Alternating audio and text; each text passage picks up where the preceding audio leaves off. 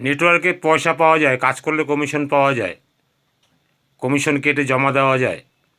তাই বলে পার্টির বাড়িতে গিয়ে একটা প্রোগ্রামে পলিসি উঠলো, টাকা পেলেন, দোতলায় বসে টাকা নিলেন, ফর্ম ফিল আপ করলেন, আর নিচে নেমে আসছেন যখন, তখন উপর থেকে পার্টি ফলো করছে, এরা যে আমার টাকাটা নিয়ে গেল, এরা সঠিক তো? হতে পারে আমার আত্মীয়।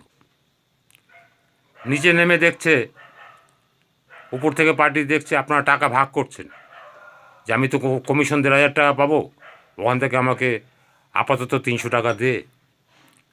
ওই যে দে আর নে এই করতে গিয়ে পার্টির নজরে পড়ে গেল। পার্টি ভাবলো, আরে আমি টাকাটা দিলাম জমা দিতে, ওরা নিচে গিয়ে ভাগ করছে, আমার টাকাটা জমা পড়বে তো। আপনি কমিশন পাবেন, আপনার সঙ্গে যে সিনিয়র আপনার বন্ধু সে তো আপনাকে দেবেই।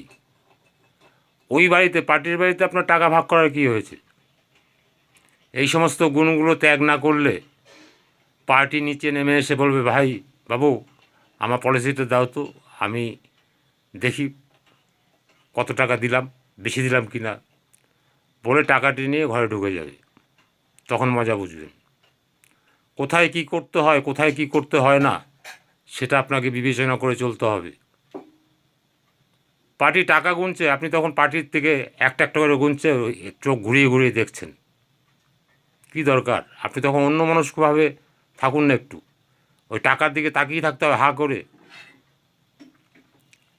এরকম চালচলন ভালো না। পার্টি ভাববে এই যে আমি গুনছি এগুলো দেখছে, টাকা বোধহয় জীবনে দেখেনি, নিয়ে গিয়ে বোধহয় খেয়েই ফেলবে, না বাবা দেবো না, গুনে টুনে আবার রেখে দেবে দেখবে।